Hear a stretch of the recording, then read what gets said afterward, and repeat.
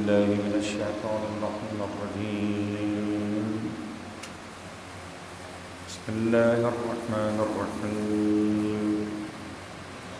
الحمد لله رب العالمين، الصلاة والسلام على أشرف الأنبياء والمرسلين سيدنا أبي القاسم محمد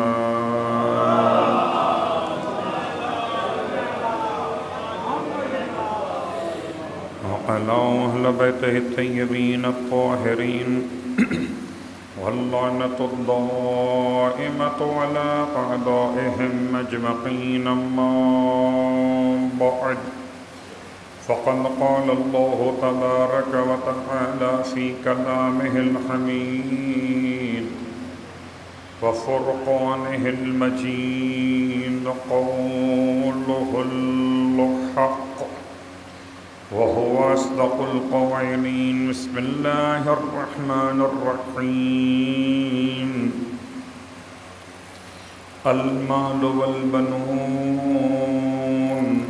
زينة الحياة الدنيا والباقيات الصالحات خير عند ربك ثوابا وخير أملا.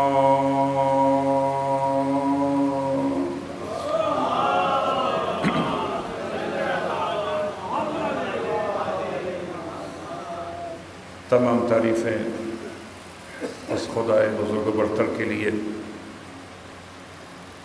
کہ جس کی رحمتوں کے نتیجے میں سانسوں کی آمد و رفت جاری و ساری ہے. ہر سانس کی آمد پر بھی شکر خدا واجب ہے اور ہر سانس کے مکمل ہونے پر بھی شکر خدا واجب ہے. اور تمام ہدیہ درود و سلام و نزوات مقدسات کے لیے جو باعث خلقت کائنات بھی اور اشرف موجودات بھی، کہ جن کے وجود کی برکتوں سے سانسوں میں خوشبو ولایت جاری و ساری ہے.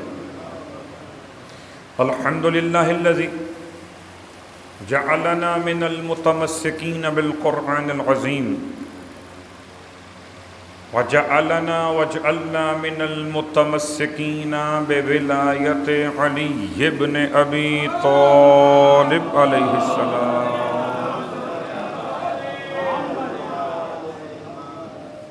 وجعلنا وإياكم إن شاء الله من الطالبين بثأر الحسين مع وليه الإمام المهدي من آل محمد. أما بعد، السلام عليكم ورحمة الله وبركاته. شکر خداوند تبارک و تعالی کہ اس نے اپنی بارگاہ میں عبادت کا ایک موقع اور عطا کیا. رات کی نیند کو موت قرار نہیں دیا، بلکہ صبح کی بیداری کو حیات کی نوید قرار دیا. اس نے اٹھایا جس نے سلایا تھا، اور جس نے اٹھایا اس نے کھلایا اور پلایا، اور جس نے کھلایا اور پلایا اس نے اعضاء و جوارح میں اتنی طاقت و توانائی بخشی کہ اپنے قدموں پہ کھڑے ہو گئے، کسی کے سہارے کے محتاج نہیں ہوئے. اس کا احسان ہے کہ اس نے آج کے دن عبادت کے مخصوص دن کو، اس مخصوص وقت کو کسی گناہ میں گزار دیتے یا کسی فضولیات میں گزار دیتے، اس نے عبادت کے لیے ہمارے اور آپ کے ناموں کا انتخاب کیا. ہر ایک نعمت پر شکر ادا کیجیے کہ لئن شکرتم لازیدنکم، اس کا وعدہ یقیناً سچا ہے. کہ اگر تم میری نعمتوں کا شکریہ ادا کرو گے تو میں تمہاری نعمتوں میں اضافہ کروں گا۔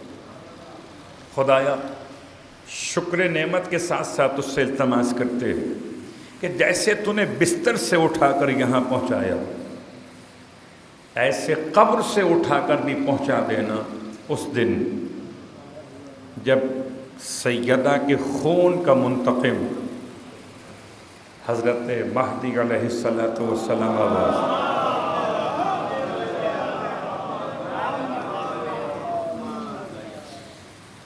اگرچہ کفن ہمارا لباس ہو،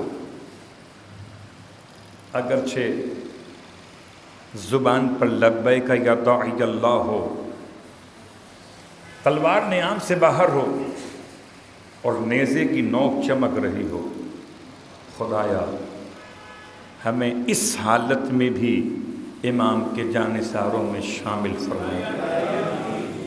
پروردگار قلب امام زمان کو ہم سے راضی و خوشنود فرما۔ پروردگار ہمیں اپنی ہر ساعت میں ہر لمحے میں امام کی مخالفت سے بچنے کی توفیق عطا فرما۔ اے خدایا چہرہ امام کی زیارت کو ہماری آنکھوں کا سرما قرار دے۔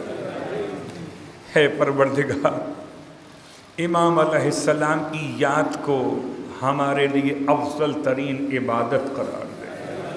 ہمیں اپنی جان، اپنی ساری اولاد، اپنے اہل اور عیال، حتیٰ کہ سارے اموال امام علیہ السلام کے قدموں پر قربان کرنے کی توفیق عطا فرما۔ صلوات پڑھ لیجئے محمد علیہ۔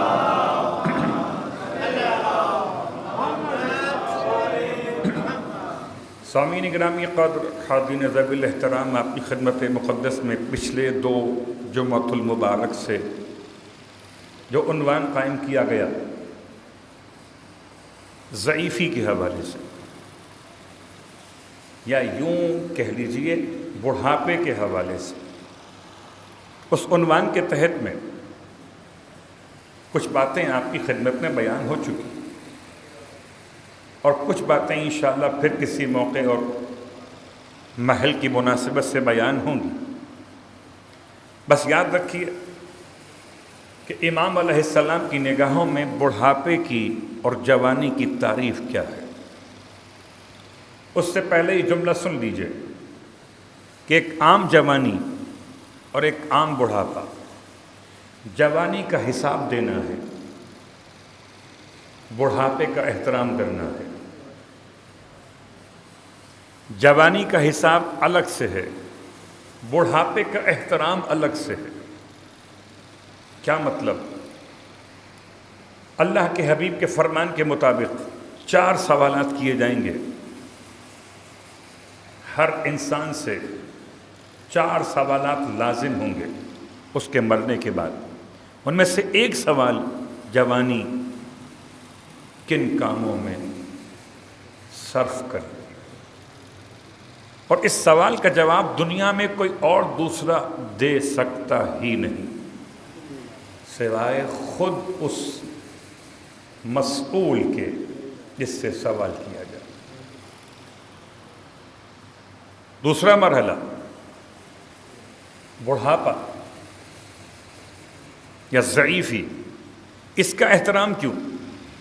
اللہ کا رسول ارشاد فرمایا کوئی بزرگ اپنے خاندان میں ایسے ہے جیسے کوئی نبی اپنی امت کے درمیان ہو، جیسے کوئی نبی اپنی امت کے درمیان ہو۔ تو بزرگوں سے التماس ہے کہ اپنے مقام کو پہچانیے، جوانوں سے التماس ہے کہ اپنی ذمہ داری کو ادا کیجیے۔ پھر ارشاد فرماتے ہیں اللہ کے حبیب کہ جس شخص نے کسی بزرگ کا احترام کیا اس نے گویا ذات خدا کا اجلال کیا ہے۔ ارشاد فرماتے ہیں اللہ کے حبیب کہ اگر یہ 2 طبقے معاشرے میں نہ ہوتے، ایک دودھ پیتے ہوئے بچے اور ایک وہ افراد کہ جن کے بال اسلام میں سفید ہو گئے، لوگ ویسے ہی ازراہ مذاق کہتے ہیں کہ بال دھوپ میں سفید ہو گئے. جن کے بال دھوپ میں سفید ہوئے ہوں ان بوڑھوں سے یہ جملہ مخاطب نہیں کر رہا. ارشاد فرماتے ہیں اللہ کے حبیب جن کے بال اسلام میں سفید ہو گئے، اگر یہ دو افراد نہ ہوتے تو درمیان کی ساری عمر کے افراد کے لیے ان کے گناہوں کی بنیاد پر خدا فوری عذاب کو نازل کر دے. وہ یہ دو ایسے پلرز ہیں جو عذاب کو روکے ہوئے ہیں. ایک پلر کو کہیے دودھ پیتے ہوئے معصوم بچے، آپ کے الفاظ میں لفظ معصوم. دوسرے اعتبار سے دوسرا پلر بزرگ. ارشاد فرمایا اللہ کے حبیب نے جناب جندب ابن جنادہ سے وصیت کرتے ہوئے، یعنی ابو ذر سے ارشاد فرمایا اللہ کے حبیب نے کہ ابا ذر اغتنم خمسا قبل خمس. ابا ذر 5 باتوں کو 5 باتوں سے پہلے غنیمت سمجھیے. ان میں سے ایک شبابک قبل حرمک، اپنی جوانی کو غنیمت سمجھیے اپنے بڑھاپے کے آنے سے پہلے. آج جو عبادت کر سکتے ہیں جوانی میں وہ بڑھاپے میں آپ نہیں کر سکیں. کیوں انتظار کرتے ہیں کہ بڑھاپے میں عبادت کریں گے؟ بہت سخت جملہ ہے، وہ آپ کے لیے نہیں ہے، وہ ہے جن کے لیے ان سے میں مخاطب ہوں کہ جو لوگ سمجھتے ہیں کہ بس آخر عمر میں جا کر خدا کا نام لیں گے. بالکل ایسے سمجھیے جیسے سروس ختم ہونے کے بعد ریٹائرمنٹ ہو جاتی. ریٹائرڈ کیوں کیا جاتا ہے انسان کو؟ کہ اس کی توانائیاں پہلے جیسی نہیں رہتی، اور جب دنیا کے کام کے نہ رہے اب مسجد کے کام کی ہو گئے. قسم بخدا رہبر انقلاب کی شخصیت اپنے اس طرح یاد کریں، آیت اللہ کہیں، امام کہیں، وہ ان کی محبت کے انداز. دنیا تو خمینی کو پہچانتی. اسلامی انقلاب کے بعد اس روش میں تبدیلی واقع کہ پہلے صرف مسجدوں میں بوڑھے ہی آتے تھے، اب جوان بھی آنے لگے.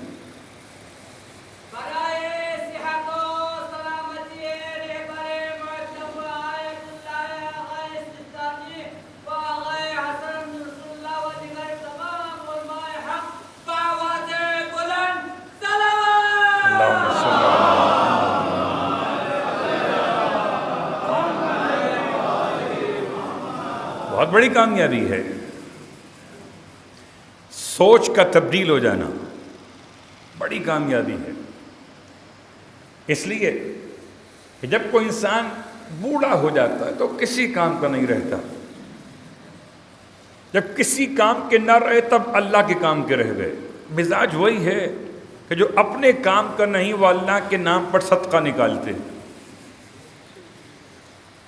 تو جو اپنے کام کا نہ رہا اسے اللہ کے نام پہ مسجد میں چھوڑ جاتے. خیر، اللہ کے حبیب کے الفاظ کے مطابق انسان کے لیے جوانی بہت اہم ہے. جوانی مال غنیمت کے طور پر ہے بڑھاپے کے آنے سے پہلے. تو جوانی کا خیال کیجئے، جوانی میں جتنی عبادت کر سکتے ہو کر لیجئے. بڑھاپے میں صرف دھکے رہ جاتے ہیں پھر. اور خاص طور سے سب سے مشکل ترین عبادت حج.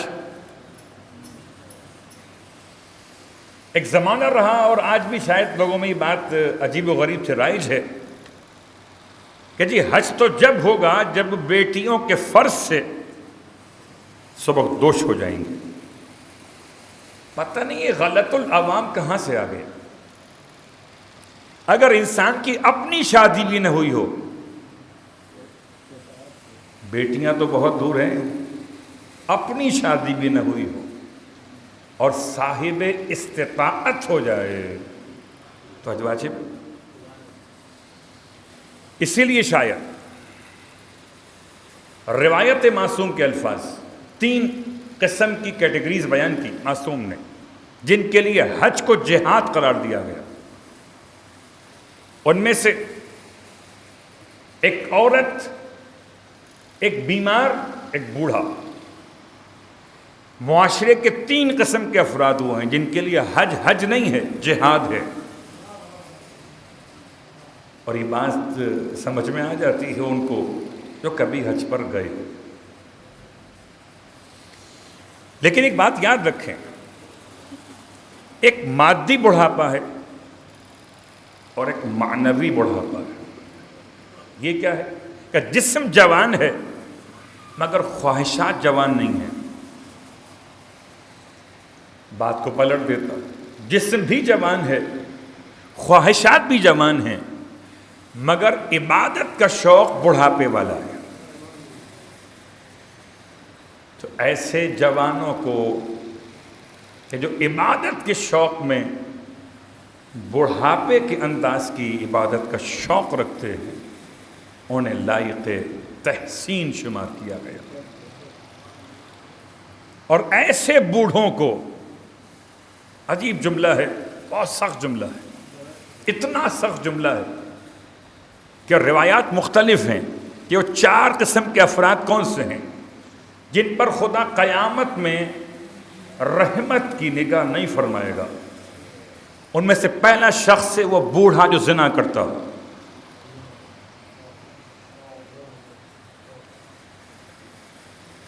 جو بوڑھا زنا کار ہو، خدا روز قیامت ایسے شخص پر نہ تو نگاہ رحمت کرے گا اور نہ ان کو شرف تکلم عطا کیا جائے گا۔ بدترین شخص وہ ہے، ان 4 میں سے پہلا شخص کہ جو باوجود بڑھاپے کے زنا کرتا ہو۔ اس لیے اتنا کھول کے بیان کیا کہ اگر کوئی جوان زنا سے دور ہے تو وہ افضل ہو گیا، کوئی بوڑھا زنا سے قریب ہے تو بدتر ہو گیا۔ بات واضح ہو رہی ہے۔ تو ایک بڑھاپا، ایک جوانی، ان دونوں کی تمام باتوں کو سمیٹتے ہوئے پھر آج کے عنوان پر آتے ہیں۔ سخت ترین الفاظ کیا کہ امام جعفر صادق علیہ الصلوۃ والسلام ارشاد فرماتے ہیں، اللہم صلی اللہ علیہ وسلم،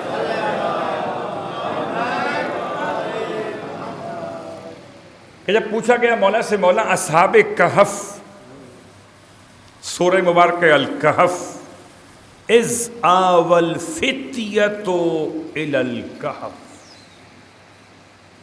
جب پناہ تلاش کرتے ہوئے فتیہ، فتیہ جمع فتح کی، اور فتح الف کے ساتھ ہے کے ساتھ نہیں، فتح۔ اور آپ سے بہتر فتح کون جانتا ہے؟ آپ تو اپنی مجالس میں سنا کرتے ہیں لا فتح الا علی، حالانکہ مجھے ایسا محسوس ہوتا ہے جیسے فتح الف سے ہو تب بھی ایسا ہی ہے، اور فتح ہے سے ہو تب بھی ایسا ہی ہے۔ نہ کوئی جوان علی کے بغیر، نہ کوئی کامیابی علی کے بغیر۔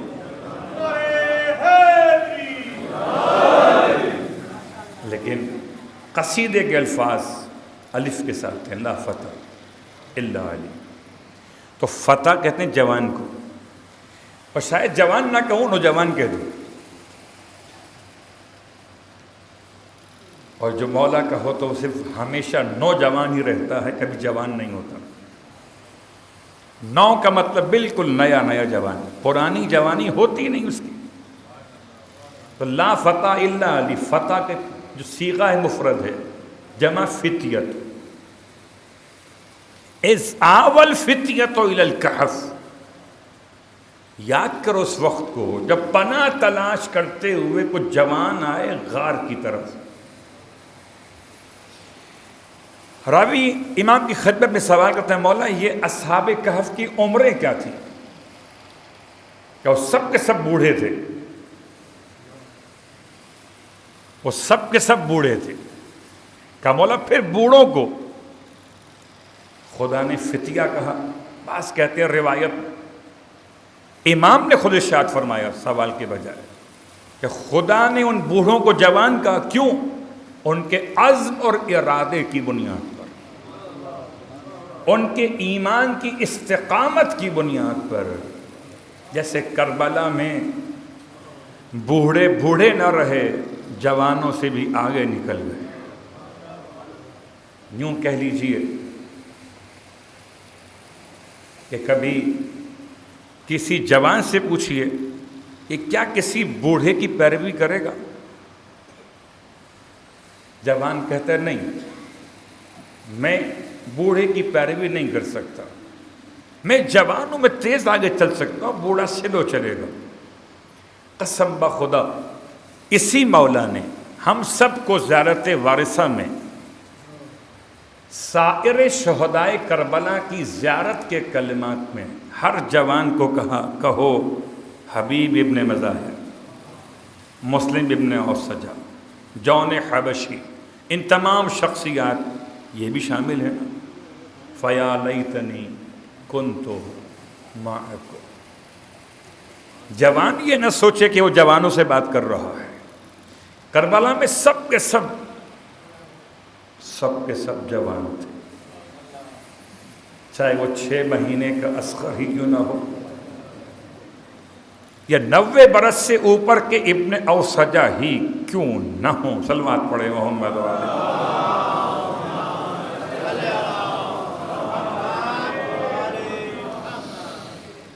اب آئیے یہاں پر آج کی حد تک بات کو روکتے ہوئے باقی باتیں بھی کسی موقع پہ انشاءاللہ. جوانی اور ضعیفی دونوں خدا کی طرف سے ہیں. جوانی نعمت ہے، رحمت ہے اور غنیمت ہے. بڑھاپا آزمائش ہے، امتحان ہے اور اردو کی نہیں عربی کی مصیبت ہے. اردو کی مصیبت اور ہوتی ہے. اور اگر انسان کو موقع ملے تو خدا سے اپنی حیات مانگے، موت نہیں مانگے، چاہے شدید بڑھاپا ہی کیوں نہ ہو. جناب جعفر طیار کے حوالے سے کچھ باتیں آپ کی خدمت میں.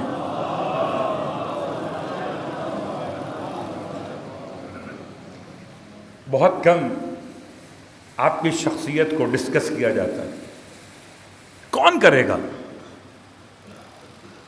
آپ کیا تھے؟ آپ کی برتھ کب ہوئی، پیدائش؟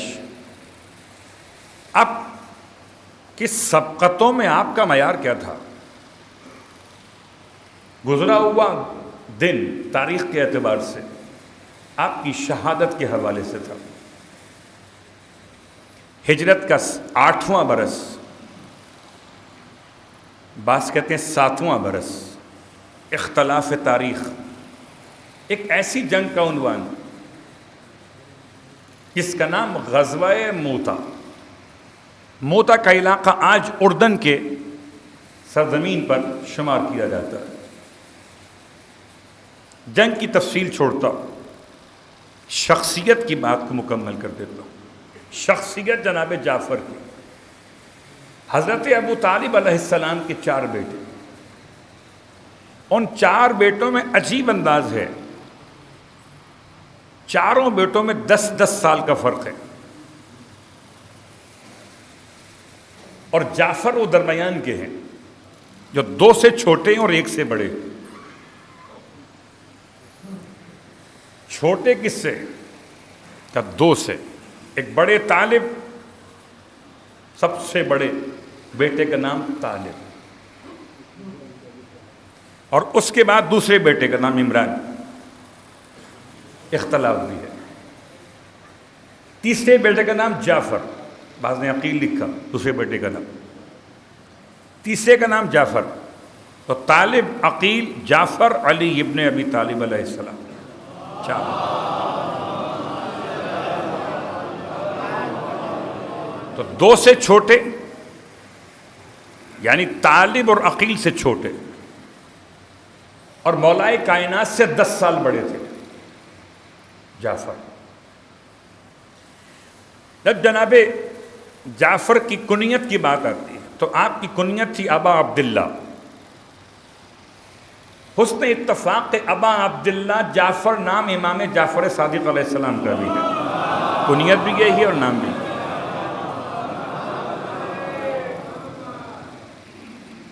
کیونکہ آپ کے 8 اولادوں میں سے 4 میں سب سے بڑے کا نام عبداللہ ہے، وہی عبداللہ کہ جن کی ازدواج جناب زینب کبریٰ سے۔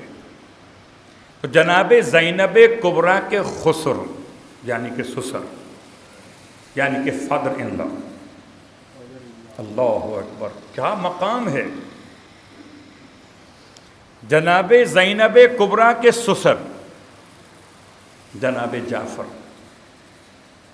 ابا عبداللہ، آپ کی کنیت، اور آپ کی ایک کنیت اور ہے، آپ کی صفات کے لحاظ سے ابو المساکین ہے، مسکینوں کا باپ۔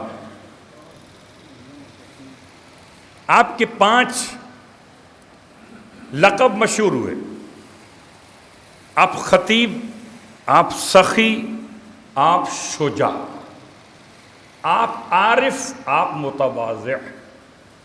5 خطیب بھی تھے، سخی بھی تھے، شجاع بھی تھے، عارف بھی تھے اور متواضع، انکساری رکھنے والی شخصیت بھی تھے۔ ان 5 صفات کے ساتھ جناب جعفر کی شخصیت، بہت تلاش کیا جناب جعفر کے علاوہ یہ نام جعفر آپ سے پہلے کسی اور کا نہیں ملتا، بالکل ایسے ہی جیسے علی اسم گرامی مقدس کسی اور کا نہیں ملتا۔ جعفر کو یہ کمال حاصل ہوا کہ تیسرے نمازی ہیں، جماعت عصمت کے دوسرے نمازی، اس جماعت میں جہاں پیغمبر امام جماعت ہیں اور پیچھے مولائے متقیان ہیں۔ مولائے متقیان کے بعد سب سے پہلے جس شخصیت نے پیغمبر کی حمایت کا اعلان کیا ہے وہ جعفر ہے۔ اور آپ کے لیے تو خاص شرف یہ، بس فرق یہ ہے کہ مولائے متقیان کو حضرت ابو طالب نے نہیں کہا کہ جا کر نماز پڑھو، وہ تو علی ہیں۔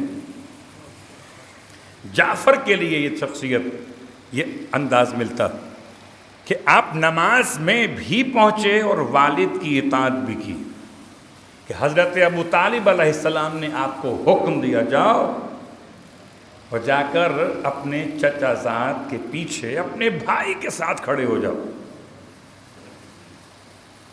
تو اگر اس جماعت میں کوئی نمازی تلاش کرے تو مولائے متقیان کے بعد دوسرا نمازی ہے جعفر۔ سبقتوں میں تلاش کیجئے جعفر کو۔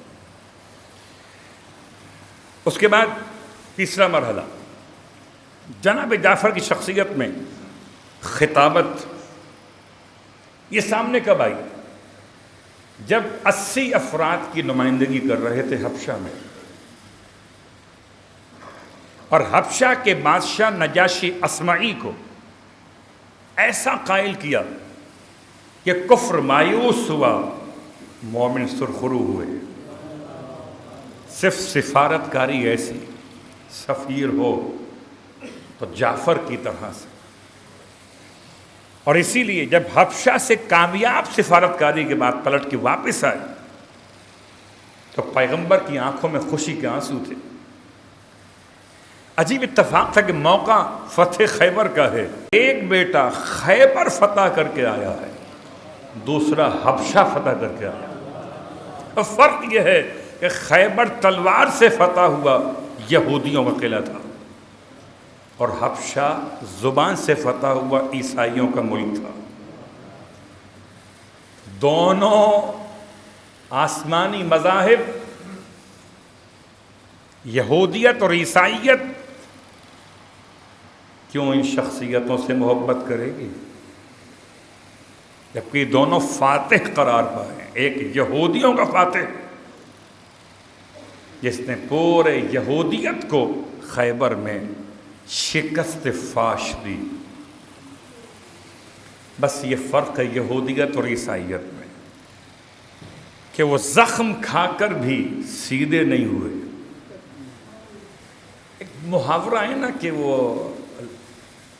لاتوں کے بھوت باتوں سے نہیں مانتے. عیسائی باتوں سے مان گئے. صلوات پڑھے محمد علیہ.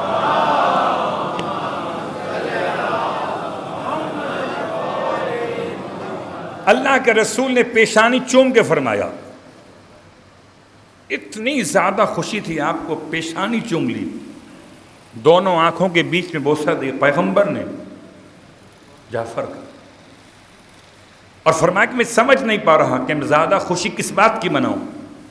اس بات کی مناؤں کہ خیبر فتح ہو گیا، یا اس بات کی مناؤں کہ حبشہ سے کامیاب ہو کر جعفر لوٹے. اللہ اکبر. جناب جعفر کی شخصیت میں دوسرا موقع بیان کرنے سے پہلے صرف ایک جملہ آپ کی خدمت میں کہ حضرت جعفر ابن ابی طالب، جن کو اب جعفر طیار ذوالجناحین کہا جاتا ہے، آپ کو سید الشہداء کے لقب سے بھی یاد کیا گیا، شہیدوں کے سردار بھی اپنے اعتبار سے. اس کے ساتھ ساتھ جب یہ پہنچے ہیں اور اللہ کے رسول نے خیبر کے فتح کے بعد مال غنیمت تقسیم کیا، تو مال غنیمت میں آپ نے بوسہ ضرور دیا جعفر کو. مال غنیمت میں سے ایک کھجور بھی نہیں دی جعفر. کیسے عادل تھے محمد صلی اللہ علیہ وآلہ وسلم.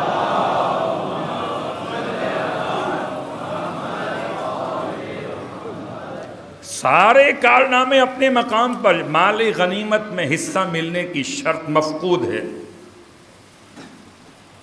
ایک کھجور بھی نہیں. ارشاد فرمایا، اللہ کے رسول کی عطا کا انداز دیکھیے. ارشاد فرمایا کہ کیا میں تمہیں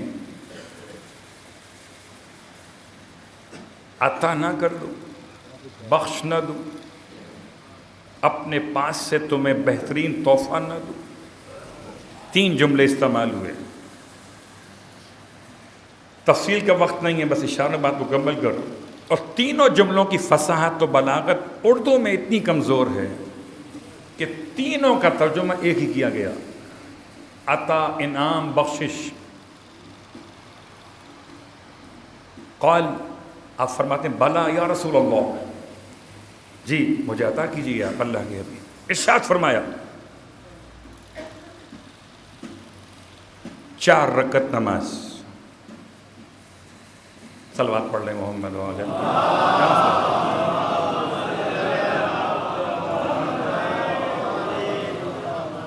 4 رکعت نماز، اس کا نام ہے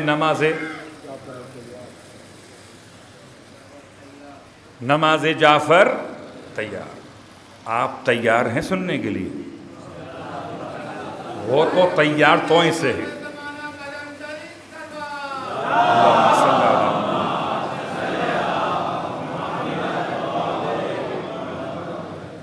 سوچئے ایک لمحے کے لیے، اگر کوئی آپ کو پیسے کے بدلے نماز بتائے، آپ کیا بولیں گے؟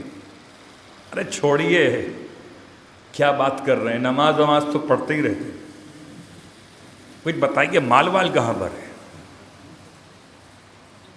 سلام و ابو طالب کے لخت جگر پر، جس نے ایسے نماز کو لیا جیسے کیا کوئی مال غنیمت لے گا، اور دینے والا بھی ایسے دے گیا کہ اب نماز خدا ضرور ہے، مگر نام ہمیشہ جعفر کا رہے گا.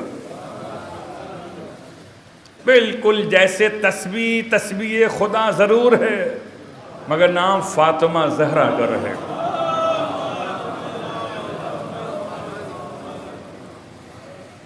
اس نماز کی بہت تفصیلات ہیں، اس کی بڑی اہمیت ہے. انشاءاللہ پھر کبھی آگے تفصیل کا موقع ملا تو بیان کریں گے. فی الحال اتنی بات سمجھ لیجئے کہ یہ نماز ساری مشکلات کا حل ہے.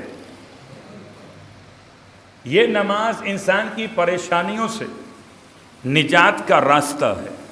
ادھر ادھر مت جائیے، تیار ہو کر جعفر تیار کی نماز پڑھیے. اس نماز کے 3 نام: نماز جعفر تیار، نماز حبوہ،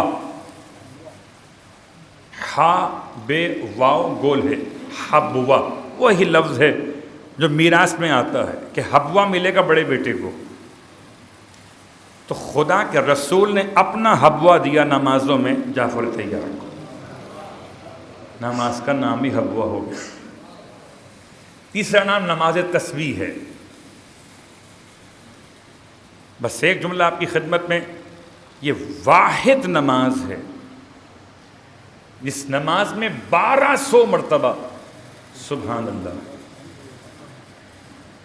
1200 مرتبہ الحمدللہ ہے، 1200 مرتبہ لا الہ الا اللہ ہے، 1200 مرتبہ اللہ اکبر ہے.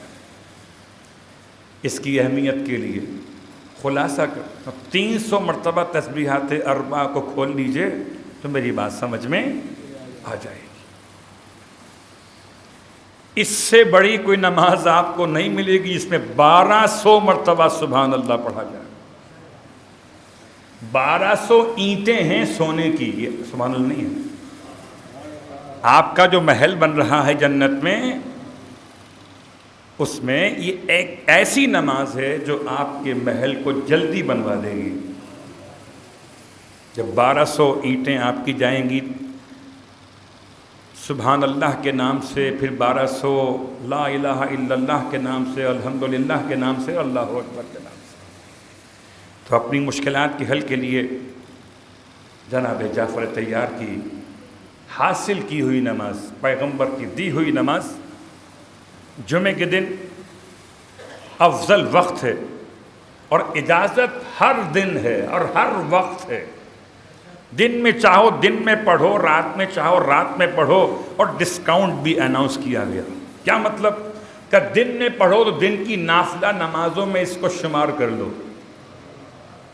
شمار کا مطلب وہاں کی 2 کم کر کے، وہاں کی 4 کم کر کے 4 ہی شمار کر لو. اور اگر رات میں پڑھو تو رات کی نافلہ نمازوں میں سے 4 کے بدلے یہ 4 پڑھ لو، تو اس کا ثواب بھی اس کا ثواب بھی. خدا ہم سب کو انشاءاللہ توفیق عطا فرمائے کہ ہم عبادتوں میں کنجوسی نہ کریں، پریشانیوں میں شکوہ اور شکایت نہ کریں، بلکہ خدا سے رجوع کریں. رضاً بقضائہ و تسلیما لامرہ. اعوذ باللہ من الشیطان اللعین الرجیم. بسم اللہ الرحمن الرحیم.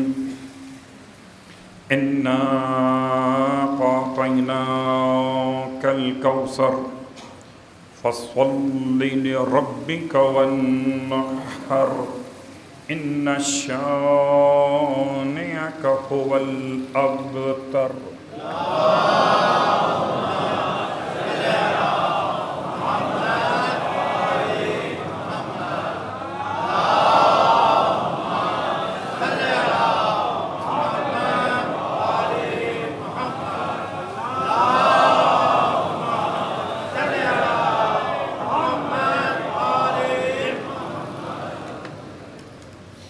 اعوذ باللہ من الشیطان اللعین الرجیم. بسم اللہ الرحمن الرحیم. الحمد للہ رب العالمین.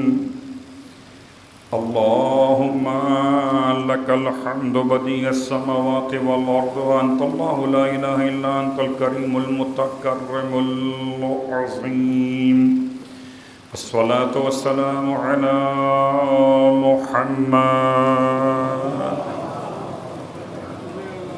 نبی الرحمت سید المرسلین علی ابن ابی طالب سید الوصیین فاطمة الزہراء سیدۃ النساء العالمین حسن المجتبی حجۃ اللہ علی الخلق اجمعین فالحسین الشہید المظلوم وارث امیر المؤمنین وعلی ابن الحسین زین العابدین ومحمد بن علي باقر من الأولين والآخرين وجعفر بن محمد الصادق الصديق والمقتدي بآبائه الصالحين وموسى بن جعفر الكاظم من أولاد النبيين وعلي بن موسى الرضا من عترة بررة المتقين ومحمد بن علي الجواد ولي المؤمنين وعلي بن محمد السراج المنير إمام الخاشعين والحسن بن علي سيد الأوصياء المنتجبين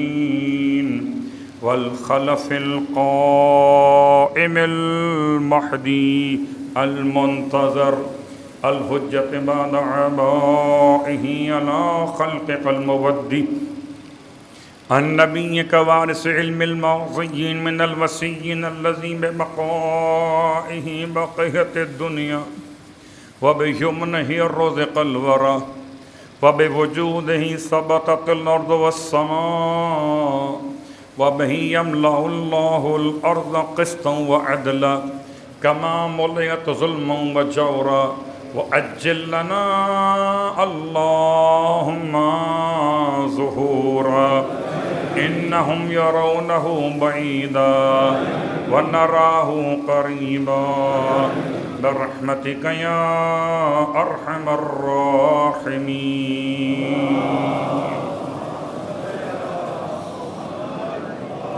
تمام تعریفیں پروردگار تقوی اور مغفرت کے لیے اور تمام ہدیہ درود و سلام وسیلگان تقوی اور مغفرت کے لیے. اما بعد اپنے نفس کے لیے اور تمام صاحبان ایمان کے لیے مسلسل پیغام ربانی اور پیغام انبیاء اور ائمہ اہل بیت اتقوا اللہ یا عباد اللہ. ہر منزل پر، ہر مقام پر،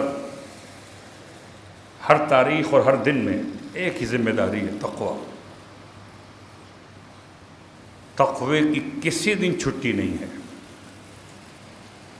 کوئی ایسا دن نہیں جب تقوی انسان پر سے اٹھا لیا گیا. حکم تقوی آخری سانس تک ہے.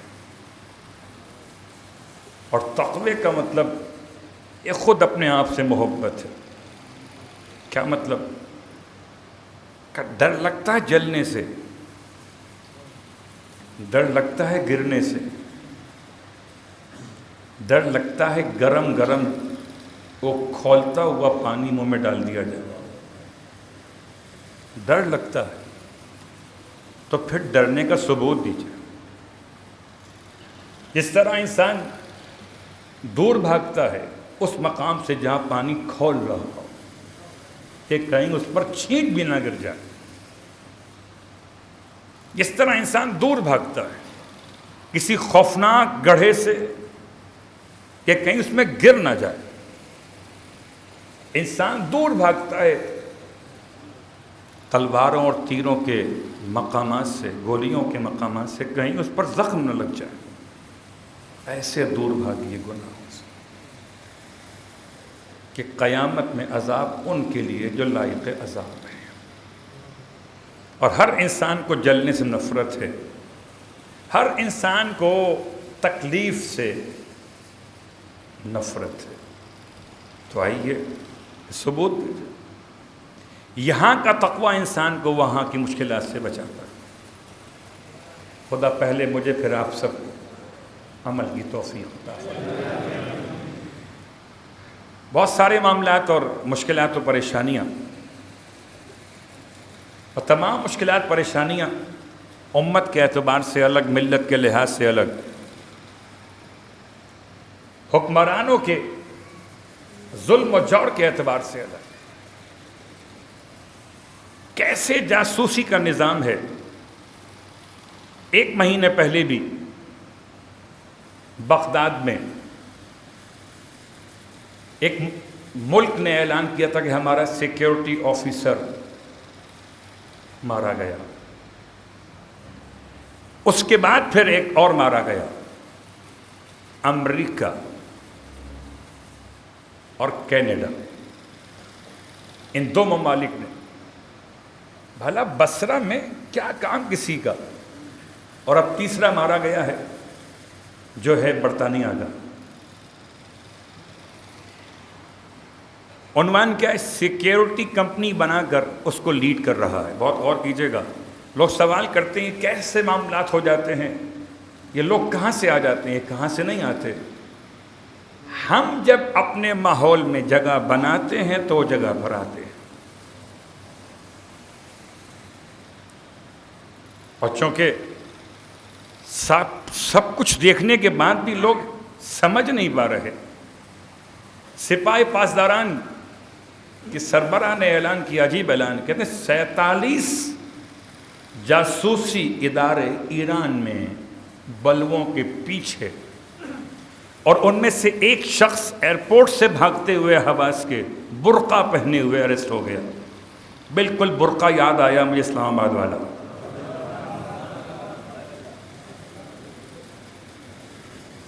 اس کا مطلب ہے کہ جنس بدلنا مسئلہ ہی نہیں، کوئی جان بچے جنس رہے نہ رہے.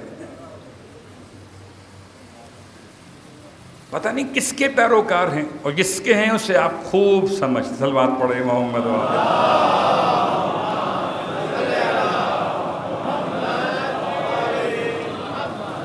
47 جاسوسی ادارے کام کر رہے تھے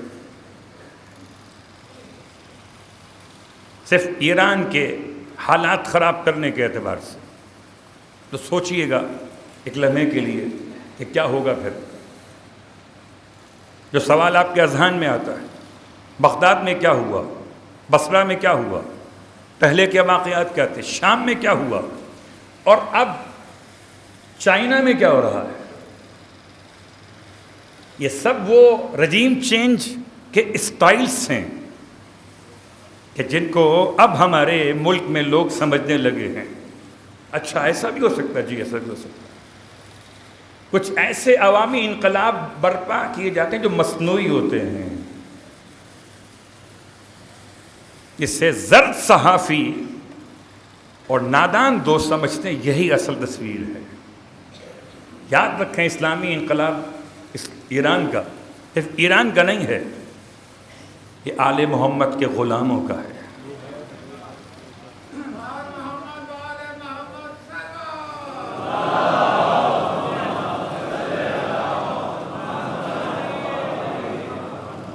ابھی پھر سن لیجئے، داعش کا پھر ایک کمانڈر مارا گیا کہ جو خلیفہ تھا وہ مارا گیا. کتنے خلیفہ مارے جا چکے. یہ خود ہی مارتے ہیں، خود ہی اعلان کر دیتے ہیں، اب خود ہی بنا دیتے ہیں.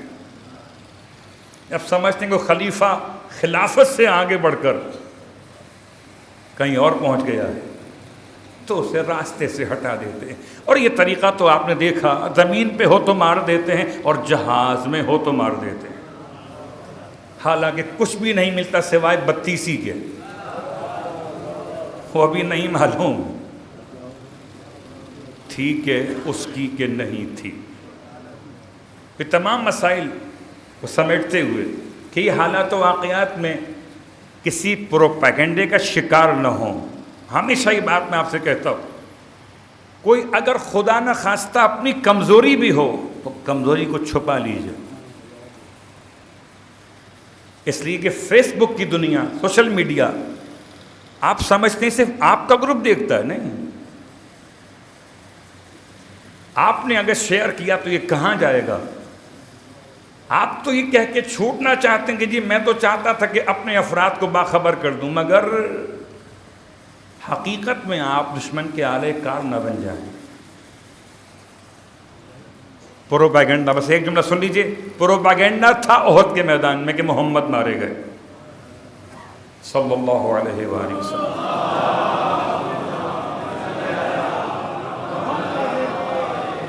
اور اس پروپیگنڈے کی ایک حقیقت بھی تھی. کیوں کہ مصعب بن عمیر بالکل شبیہ پیغمبر تھے. تاریخی روایت کے اعتبار سے بالکل شبیہ تھے پیغمبر کی. اصحاب میں مصعب بن عمیر، ان کی شہادت، پیغمبر کے دندان مبارک کا بہتا ہوا خون، دونوں باتیں ملا لیجئے. پیغمبر زخمی ہوئے یہ بات کنفرم تھی، پیغمبر کے ہم شکل مارے گئے یہ بات کنفرم ہو گئی. تو اب خبر کیا بنی دونوں ملا کر کہ پیغمبر شہید ہو گئے۔ کیا ایسا ہوا تھا؟ نہیں نا۔ اگر آپ احد کے میدان میں ہوتے کیا سمجھتے پھر؟ اس پروپیگنڈے کا جواب مولا کائنات نے کتنا حسین دیا کہ اگر محمد نہ رہے تو جی کے کیا کریں گے؟ میدان نہیں چھوڑا۔ استقامت کا مظاہرہ کیا، آپ بھی کیجئے، آپ کی ذمہ داری بھی ہے۔ بس آج کی حد تک بات پہ یہاں روکتے ہوئے کہ بہرحال ایام شہادت جناب جعفر طیار، جنگ موتا میں حضرت جعفر 3000 کے لشکر کو کمانڈ کر رہے تھے۔ مقابلہ تھا 1,00,000 لشکر کے افراد سے۔ 3000 اور 1,00,000، 100,000، 1,00,000۔ اور اس مقابلے میں آپ نے اپنی جان کیسی قربان کی؟ اللہ اکبر، ایسے قربان کی کہ جسم پر 80 سے زیادہ زخم کھائے تھے۔ علم نہیں گر سکا تو 1,00,000 کے لشکر نے جعفر کے بازو کاٹ دیے۔ جب جعفر کے دونوں بازو کٹ گئے پھر تو اللہ کو گر نہیں تھے۔ اس کے باوجود جعفر کی ہیبت یہ تھی کہ کوئی قریب نہیں آتا تھا۔ اتنا بڑا لشکر مخالف کفر، قریب آتے ہوئے ایسے انسان سے ڈر رہے جس کے ہاتھ نہیں تھے۔ کیا کر لیں گے بتائیے آپ؟ جس کے ہاتھ کٹ گئے کیا کر لے گا؟ ایسی ہیبت تھی شجاعت جناب جعفر کی کہ تاریخ بتاتی کہ دور سے نیزے چبوئے اور نیزوں پہ اٹھا لیا۔ اللہ اکبر، اللہ کے رسول رو رہے تھے مدینے میں جب جعفر کی شہادت کو بیان کر رہے تھے۔ فرماتے تھے وَعَلَى مِثْلِ جعفر فَلْيَتَبَاكِ الْبَاكُونَ، اور جعفر کا مقام وہ ہے کہ رونے والے کو رونا چاہیے۔ آپ نے جعفر کی شہادت پر گریہ ہی نہیں کہ ماتم بھی کیا ہے۔ آج پیغمبر کے چاہنے والے، اہل بیت کے ماننے والے جعفر کی شہادت ہی بھول گئے، اتنے مصروف ہو گئے۔ تاریخ کا جملہ نعا، نون عین کھڑا الف، نعا کا مطلب ماتم کرنا۔ پیغمبر نے گریہ اور ماتم کیا۔ جعفر کے گھر پہنچے، یتیم بچوں پہ شفقت کا ہاتھ رکھا، یا رسول اللہ یہ مدینہ ہے، یہ جعفر کے یتیم ہیں، وہ کربلا ہے، وہ عباس کے یتیم ہیں۔ مولا کائنات بھی مدینے میں تھے، اپنے بھائی کی شہادت کی خبر سن کے روتے تھے، فریاد فرماتے تھے۔ ایک بھائی کے کٹے ہوئے ہاتھ، اللہ اکبر، میں کہوں گا مولا کائنات سے، مولا آپ نے اپنے بڑے بھائی کے ہاتھ کٹے ہوئے اٹھائے تو نہیں، ہائے حسین، عباس کے کٹے ہوئے ہاتھوں کو اٹھاتے تھے، سینے سے لگاتے تھے۔ اللہ اکبر۔ بس ایک فرق ہے، جناب جعفر طیار نے گھوڑا چھوڑ دیا تھا۔ جنگ کی شدت میں گھوڑے سے آپ اتر گئے تھے جب ہاتھ سلامت تھے۔ عباس گھوڑے پر ہی تھے جب ہاتھ کٹے تھے۔